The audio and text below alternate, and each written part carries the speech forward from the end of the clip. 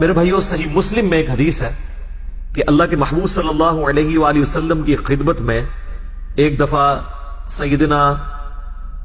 جبرائیل علیہ السلام بیٹھے ہوئے تھے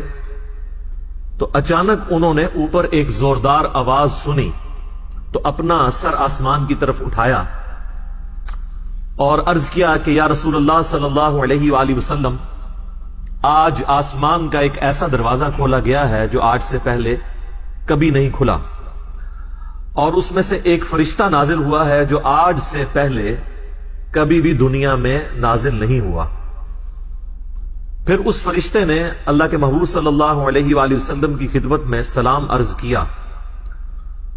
اور سلام عرض کرنے کے بعد اس نے کہا کہ اے اللہ کے محبوب صلی اللہ علیہ وآلہ وسلم، میں آپ کو اللہ تعالی کی طرف سے 2 نوروں کی بشارت دیتا ہوں جو آپ سے پہلے کسی پیغمبر کو عطا نہیں ہوئے۔ نمبر 1،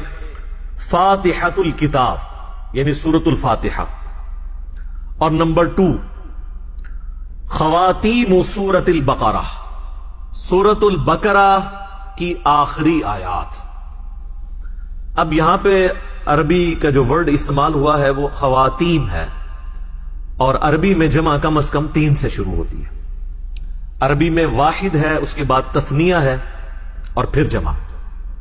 جیسا کہ مشرق یہ سنگولر کا صیغہ ہے، اور مشرقین 2 مشرقیں، اور مشارق 3 یا 3 سے زیادہ مشرقیں۔ تو یہ خواتین کا لفظ استعمال ہوا ہے، یعنی ایٹ لیسٹ 3 آیات۔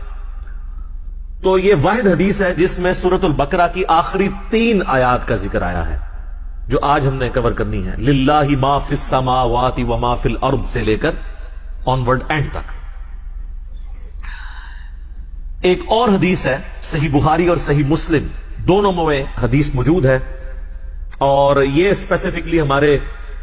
صبح و شام کے اذکار میں بھی شامل ہے، جو بلو کارڈ کے اوپر ہم نے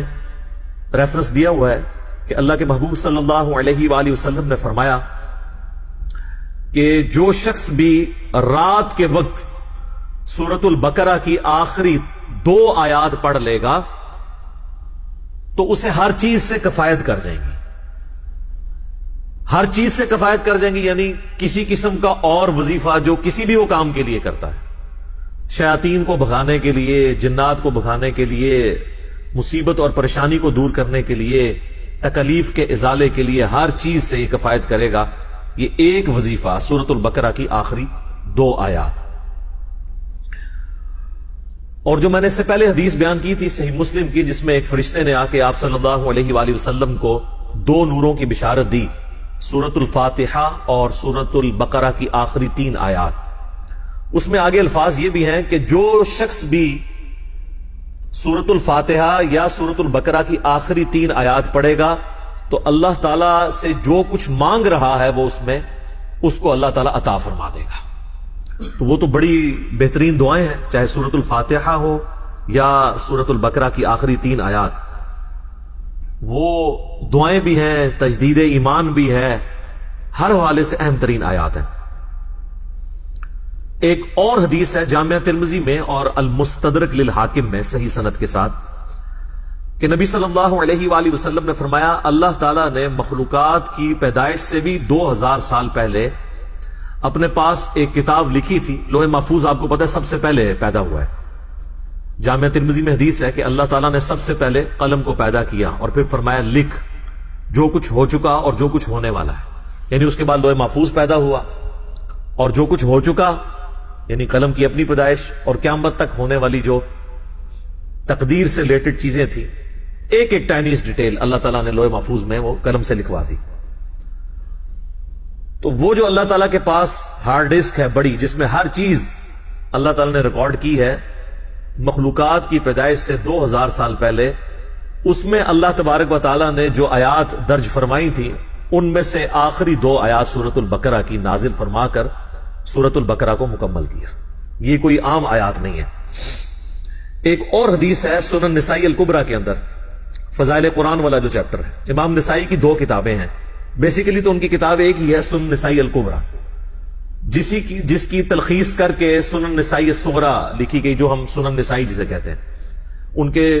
شاگرد تھے امام ابن السنی، انہوں نے اس کو کم کیا تھا۔ وہ جو اوریجنل کتاب ہے اس میں آلموسٹ 12,000 احادیث ہے، اس میں کئی ایک چیپٹرز الگ سے بھی اردو زبان میں پرنٹ ہو چکے ہیں۔ وفات النبی ایک چیپٹر ہے، خصائص علی اسی کا چیپٹر ہے، فضائل قرآن اس کا چیپٹر ہے، عمل الیوم واللیلہ صبح شام کے اذکار اس کا چیپٹر ہے، سنن نسائی الکبریٰ۔ اس میں جو فضائل قرآن چیپٹر ہے اس میں یہ حدیث موجود ہے کہ اللہ کے محبوب صلی اللہ علیہ وآلہ وسلم فرماتے ہیں کہ اللہ تعالیٰ نے مجھے اپنے عرش کے نیچے جو خاص خزانہ ہے اس میں سے سورۃ البقرہ کی آخری 2 آیات عطا فرمائی جو مجھ سے پہلے کسی پیغمبر کو نہیں دی گئی۔ اور یہ جو آخری الفاظ ہیں نا کہ مجھ سے پہلے کسی پیغمبر کو نہیں دی گئی، یہ صحیح مسلم میں بھی الفاظ موجود ہیں جو میں نے پہلی حدیث بیان کی۔ ان آیات کی فضیلت کے لیے یہ چیز بھی بڑی اہم ہے کہ یہ آیات اس دنیا میں نازل نہیں ہوئی اللہ کے محبوب صلی اللہ علیہ وآلہ وسلم پر، بلکہ شب معراج نازل ہوئی ہے آسمانوں پر۔ صحیح مسلم کے اندر موقوفاً ابن مسعود رضی اللہ تعالیٰ عنہ کی حدیث ہے، یعنی ان کا قول کہ شب معراج اللہ تعالیٰ نے اپنے محبوب صلی اللہ علیہ وآلہ وسلم کو 3 انعامات دیے تھے۔ نمبر 1 5 نمازیں، نمبر 2 سورۃ البقرہ کی آخری 2 آیات، اور نمبر 3 جو کوئی بھی آپ صلی اللہ علیہ وآلہ وسلم کا امتی شرک نہیں کرتا ہوگا، at the end of the day اللہ تعالیٰ اس کو معاف فرما دے گا، چاہے وہ اپنا عذاب بھگت کے، لیکن الٹیمیٹلی جو بخاری مسلم میں حدیث ہے کہ آخری دفعہ اللہ تعالیٰ مجھے اس چیز کی بھی اجازت دے گا کہ میں دوزخ میں سے اس شخص کو بھی نکال دوں جس کے دل میں رائی کے دانے کے برابر بھی ایمان ہے، یعنی جس نے، ایک اور حدیث میں بخاری مسلم کے الفاظ ہیں، جس کے پلے سوائے اس کے کوئی نیکی نہیں ہوگی کہ صرف اس نے ایک دفعہ کلمہ پڑھا ہوگا۔ لیکن یہ بالکل اینڈ پہ ہے، یعنی یہ نہیں ہے کہ یہ کلمہ پڑھنے سے ہی جنت مل جانی ہے۔ واللہ عالم، وہ 1000 سال لگے، 1,00,000 سال لگے، کروڑ سال لگے، وہ اللہ کو پتہ ہے۔ اللہم اجرنا من النار، آمین۔ یہاں تو لوگ بڑی آسانی کے ساتھ کہہ دیتے ہیں نا جی خیر ہے دیکھی جائے گی، کوئی مسئلہ نہیں ہے، اور انہی سے کہا جائے نا کہ آپ 10 سیکنڈ کے لیے موم بتی کے فلیم کے اوپر اپنا ہاتھ رکھیں تو نہیں رکھ سکتے، اور جہنم کے بارے میں کہتے ہیں دیکھی جائے گی، ایک پھیرا ہی لگے گا۔ تو بس یہ دیوانگی کی سوچ ہے، اس کا حقیقت کے ساتھ کوئی تعلق نہیں ہے۔ تو یہ میرے بھائیوں میں نے چند احادیث بیان کر دی سورۃ البقرہ کی آخری 3 آیات کی، اور اس میں سے بھی اسپیسیفکلی آخری 2 آیات آمن الرسول بما انزل الیہ من ربہ والمؤمنون سے آنورڈ۔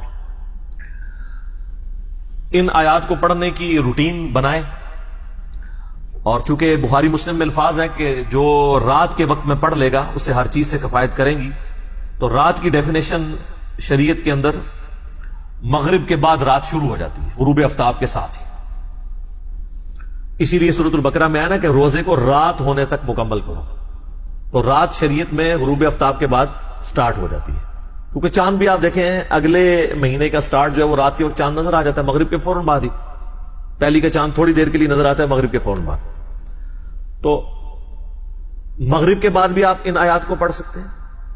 عشاء کے بعد بھی پڑھ سکتے ہیں، رات کو سونے سے پہلے بھی پڑھ سکتے ہیں۔ اس کی روٹین بنائیں